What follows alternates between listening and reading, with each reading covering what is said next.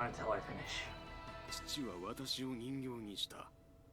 自らがその人形の中に入り、動き、大盗品を揺るぎなきものにした。私はそれを継ぎ、お前を新しい人形にして、器をさらに大きくするのだ。The thing standing in front of Yumiko right now isn't a human being. It's the incarnation of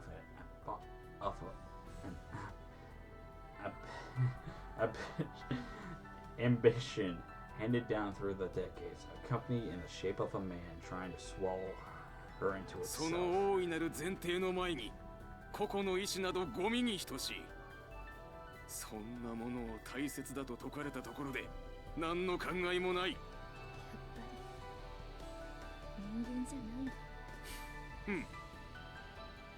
また小娘の分際で人間がどうだのと語るのか。もうお前の母親もきっとそんな甘いことばかり言っていたから勝手に潰れていったのだろう。お母さんのことをそんな風に言わないで。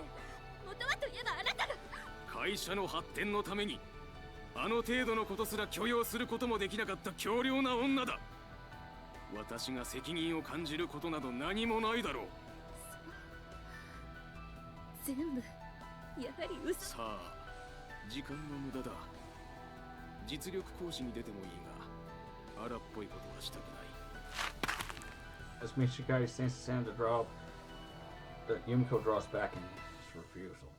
The next words out of her mouth are delivered in a voice as cold as ice. なんだと？わからないの？なぜユウシがあなたを今日ここに呼んだのか。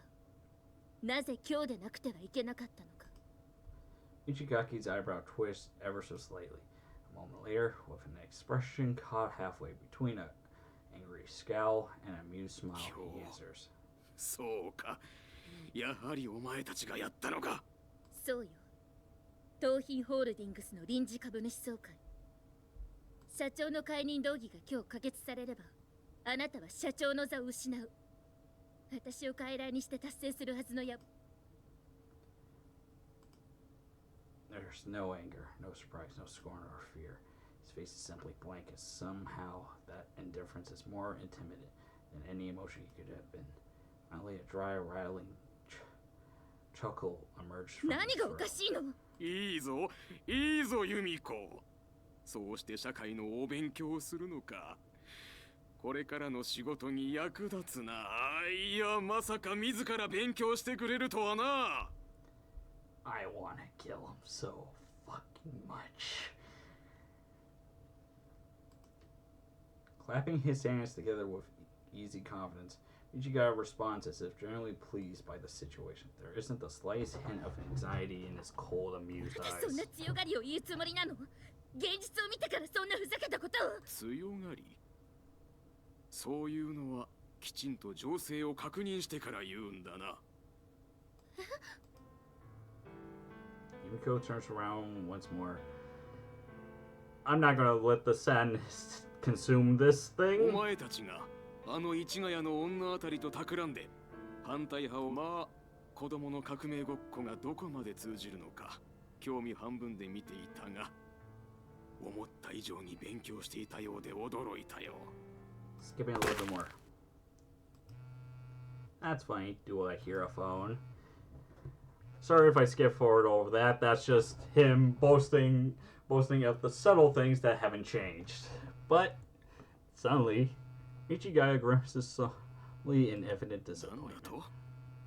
別に構わん。出るがいい。どうせすぐに電話など取り。Wrong. This sounds like phone ringing, but it's not mine. Somebody else must be getting a 何 call. を一体言っているんだ。 Men clearly seem to think this somewhat less than important right now. For the first time, I meet his gaze with a powerful glare of my own.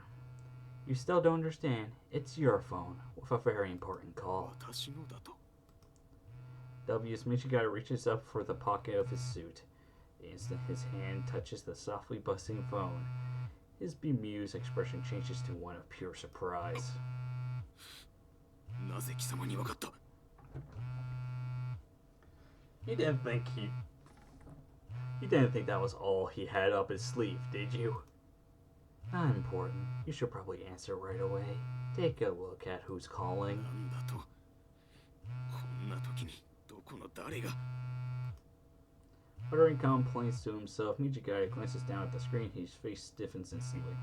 村松国土交通大臣からだと。 He hurriedly presses the answer button.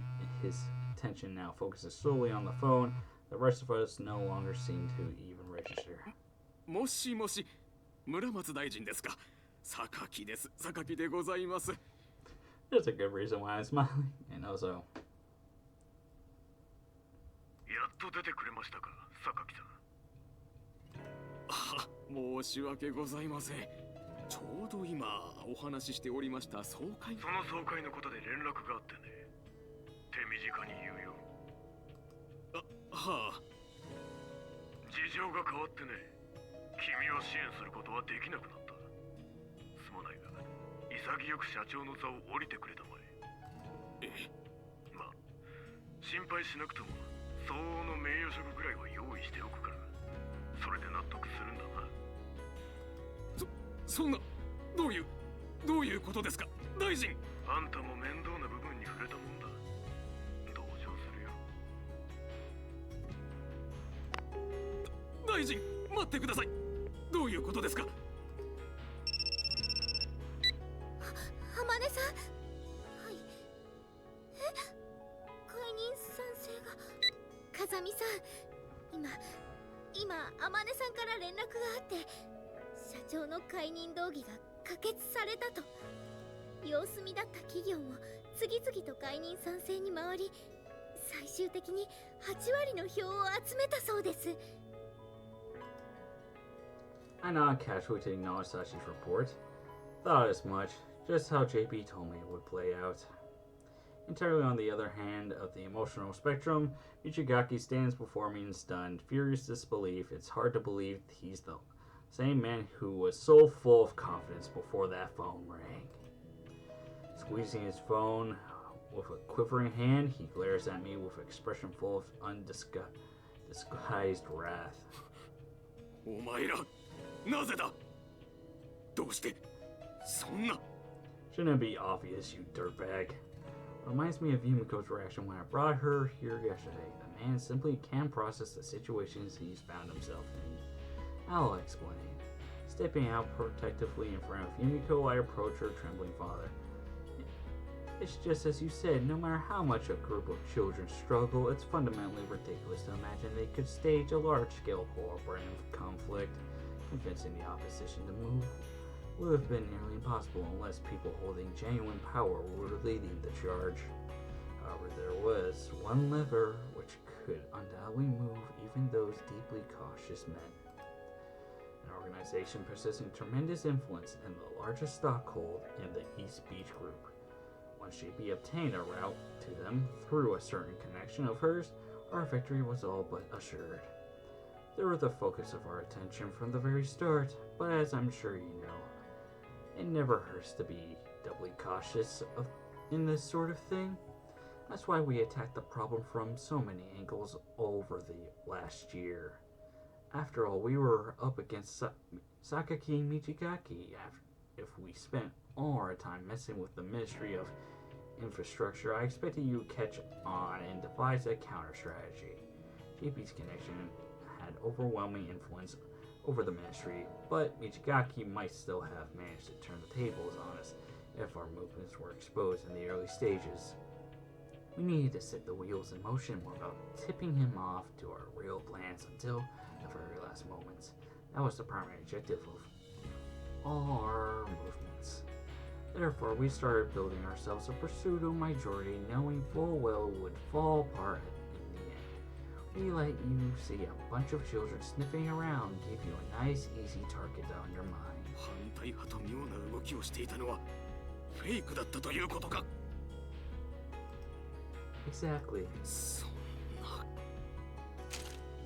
Michigaki's cell phone clatters to the ground. His head slumps over sagging shoulders. The arrogance from a few minutes ago has vanished without the slightest trace. 終わりか。こんなにあっけなく。しかもこんなガキどもに。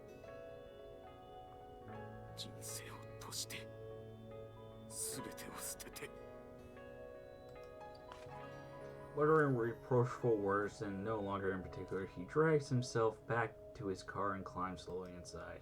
The black zoommen surrounding the area, perhaps sensing their employer's defeat, hurriedly begin to withdraw. With the roaring of a dozen engines, clouds of dust from many tires fill the air as if to mark the conclusion of our battle. And burst out of the dorm moments later.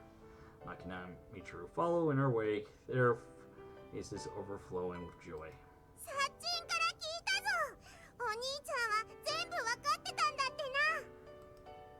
Yeah, sorry for startling you. もうびっくりしたわよ。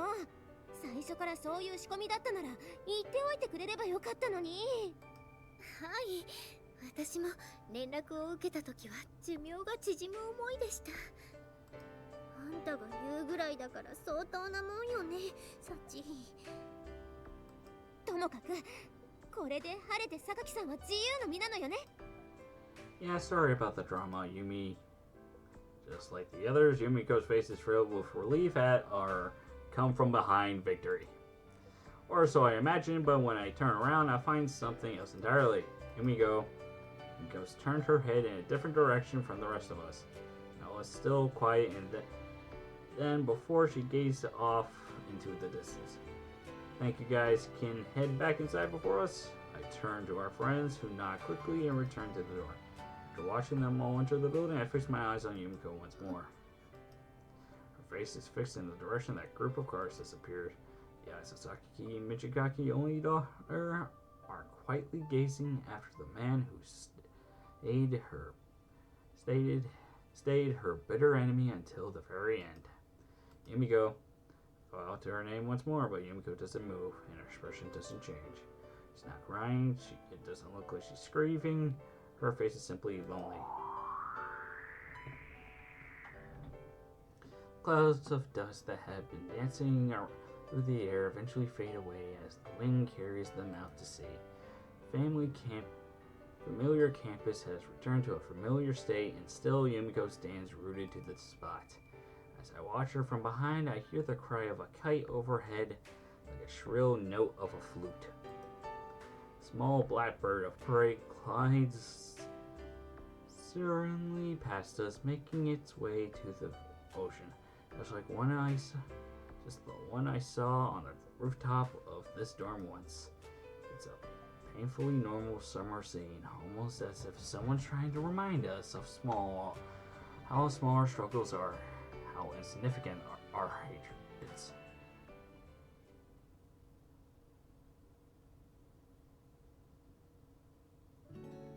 No matter how much power you hold, no matter how wise and widely respected you are, maybe there's one force you're completely powerless to resist. No one in the world's capable of stopping the flow of time. True, spend enough money, you can usually prolong your life a little, but that's hardly the same as stopping or reversing the relentless march of the years. Back in the old days, there were rulers who thought systems of hereditary inheritance could grant them dominion over time. But open any history book and you'll find plenty of proof that was just another way of struggling in vain against the inevitable. Strict codes of law, beautifully written, wise teachings, all these too eventually fade away. Still, there are always people who struggle against that oppressive rule, studying the failures of those who went before and seeking immortality through lines of deeds. And there are those who live infinitely in the moment, ignoring the current of time entirely. Perhaps that's a valid means to escape in its own right. But no matter what approach we take, we're all fighting a losing battle. Some few among the most determined and brilliant may manage to build a milestone, but compared to the vast and unending road itself, such momentums aren't particularly significant. Time's an absolute tyrant. Everyone's powerless to resist its might. However, if you look at the matter from another angle, time also our supreme problem solver, the extreme healer of wounds. Given enough time, according not too tangled for human hands to undo will naturally slip apart and return to its original form. Though the passing of years, a hardened clump of stone that would dissolve underwater or melt in a fire will be disintegrate all on its own. Time doesn't rule through fear alone, like all that's truly absolute. It exerts its power indifferently over good and bad alike. Running my usual morning course, I breathe in and out of my usual steady rhythm. There's no hesitation in my movement. I could run this route in my sleep by now. I'm not bothered to measure or anything, but my heartbeat and calorie burn are probably exactly the same as they were yesterday. From a long-term perspective, it'll probably only be a few years before my current peak physical condition gives way to a slow, gradual curve of decline. But looking back over the last few years, my specs have stayed exceptionally consistent. I've never been neglected in keeping myself ready for emergencies of any kind. My master really beat that lesson into me, I guess. Running comes so naturally to me now that it's very easy to detach my mind from the movements of my body. I often find myself thinking over all sorts of things. My master was a great believer in staying on your toes, preparing for the extraordinary in the most ordinary of times. Always think ahead, always stay prepared, always follow your routine. In the course of my momentous daily training, there were times when everything seemed so calm that I couldn't help doubting the importance of all that. But I've been plunged abruptly into crisis often enough to recognize that peace oddly complacence for what it is. My throat. Even just over the last year, this sort of readiness proved immeasurably important. Still, I really like things to stay relatively peaceful for a while. Trying to drive a subtle shadow of unease from my mind, I focus on carrying out my confrontational familiar peacetime training. The late summer sun creeps up into the sky, gradually warming the earth below. It's been 2 months since we returned to this place, and in reality, nothing too dramatic has happened in that time. Even compared to the peaceful time I spent here before, nothing really. Well, no, I suppose there have been a few minor changes to the previous routine. I'm back. For one thing, I started consistently saying this phrase immediately after returning to the dorm. There were occasions where I said those words before, but it was pretty uncommon event reserved for when someone happened to be in the lobby when I opened the door. おかえりなさい、ユージ。 But now I've got a reason to announce my return every single time. Namely, there's always a certain someone here to say those words to me. Sorry about slipping out. I was a little worried you might not get enough sleep, waking up at the same hour as me. あなたと一緒に寝起きしているんだから、そうでもないのよ。はい、タオル。 Thanks. Taking a towel from Yumiko, I roughly scrubbed the sweat off my face. Phew. When I look up again, an attractive young woman standing very close to me with a distinctive wistful expression on her face. Slightly exasperated, I have a quiet sigh. Look, Yumiko, I think we've been over this before. いや、分かってるから。 Waving her hands in the air, she interrupts my earnest warning in a flustered tone of voice. ここは公共の場。だからそういうのは部屋に戻ってからにしないかって。そうよ。ね。 That's right. Glad to see that you got the message after all. だからその。 Look, woman, this is seriously the same person who just swung a box cutter at me every time we met. Turning her blushing face slightly away, she flutters brief glances in my direction. Don't think I'll say this to the girl. Ah! This time, I'm going to do the most, use the most less effective thing that I have. That is, I still have like a drop of tea left for like a single sip. I want to save that for later. Bless me. I'm going to use the less effective thing. Fucking H2O.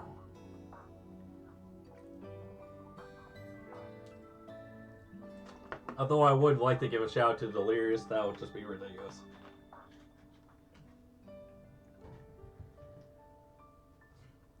During her blessing, don't think I'll say this to the woman, to the girl herself, but it's not fair from the sort of calm, either look you get from pros in a red light district.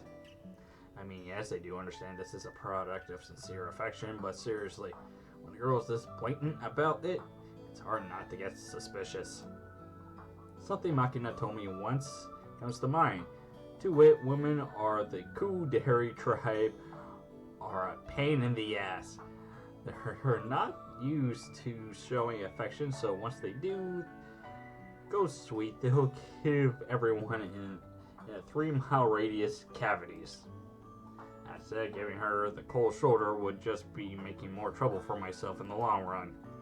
Just yesterday, I tried brushing off Yumiko's excessive demands for public display of affection, and she retaliated with hours of sulking, reproachful glaring. Still falls well into the cute category, but the effort involved in soothing her feathers after the fact only amplifies the pain and the ass factor. And so I decided to give her her demands like the hopeless sap I am. Fine, here we go. Pulling Yumiko over to me, I embraced her lightly at my arm's length. I did open myself down a little with the towel, but I'm still just back from exercise. Can't exactly go for the bear hug. Yuji.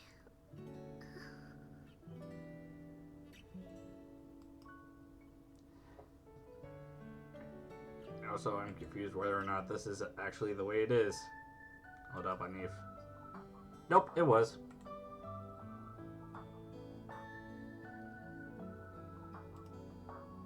Always have to check my camera to make sure everything's good.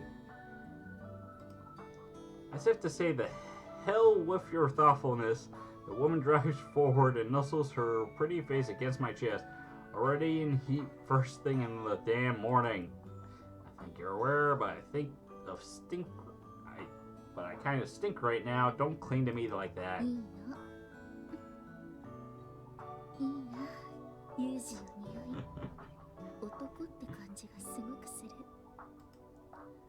Your past self could see, if your past self could see you now, you'd probably break down in tears. むしろ昔の私は幸せすぎて泣くんじゃないかしら。動いちゃダメ。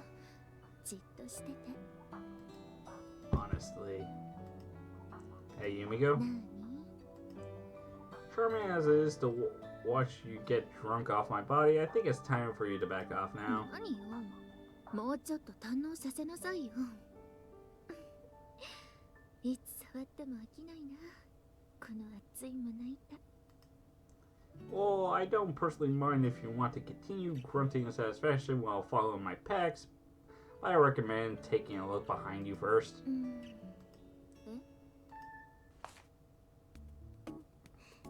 いいな、ユージの匂い。いやー、人間長く生きてみるものね。こんな光景を毎日見ることになるなんて少しも想像できなかったわよ。Hey Yumiko, here's box cutters. 人間の無限の可能性を感じるのはみちる様だけではなかったのですね。この小峰幸、毎日が発見の連続です。Machina trots energetically up to Yumiko, currently frozen solid. The intensity of her grin is genuinely unpleasant. お兄ちゃんの裸を思い出して燃え上がっちゃったんだよな。でも朝からこういうことしてると夜の生活バレバレだからやめとけな。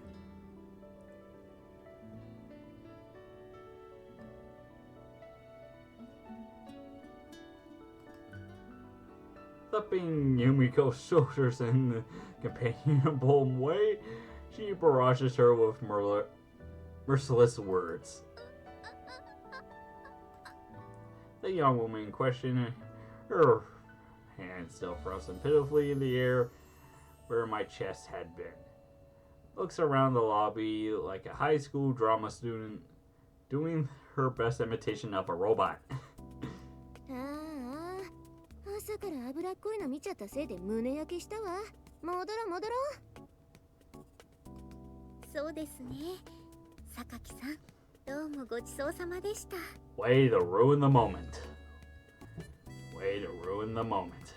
ユミコ、最低限の人間の尊厳は保つようにしなさいよね。One by one, the others give this at you stiff Yumiko a friendly slap on the shoulder, then saunter off, mocking her. There's some real affection underneath those wary smiles, but also undeniably a good deal of exasperation mixed in as well. Hey Yumiko, you alright? I'm gonna take that as a no. Yumiko stunned, speechless. Let's get out an anguished grunting moan of the sort I usually expect from Michiru.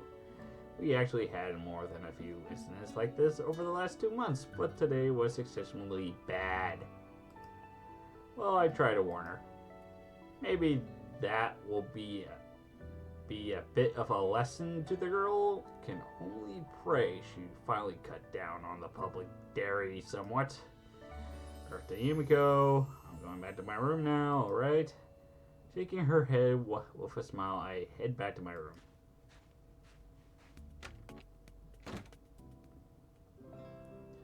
By manipulating the Minister of Land, Transport, and Infrastructure, we succeeded in removing Sakaki Michikaki from his role of the top of the East Beach Group, putting an end to his pursuit of Yumiko. The director we successfully raised up as an opposing power, essentially a puppet of the government, had already discontinued Michikaki's aggressive strategy of expansion in favor of a much more stable and low-risk style of management. The East Beach Group has shed its image as the Sakaki family personal empire. With surprising speed, it's being reformed into a very different kind of enterprise. Someday people probably wouldn't even remember that they were once mocked as bandits. As for Mirihama Academy, it's going to be closing its doors. There were potentially PR issues because its connection to Michikaki's struggle with his daughter. And on a purely practical level, the management took issue with the lavish, insufficient spending that defined Mihami's administration. They did explore restoring it as a more conventional school, but given the location and circumstances, it was essentially that attracting a sophisticated large student body would prove difficult, and in the end the project was simply abandoned. And again, from beginning to end, this school never had more than 6 students, putting aside the facilities and funding. And once that framework changed, Mahama would still have stopped being what it was. In exchange for the academy's closure, the dormitory was allowed to remain open in a different form. Without a school attached, it's become a simple apartment building. They entrusted the management to the former students for the time being, enabling us to continue our lives virtually the same as before. And I gotta get to the next part.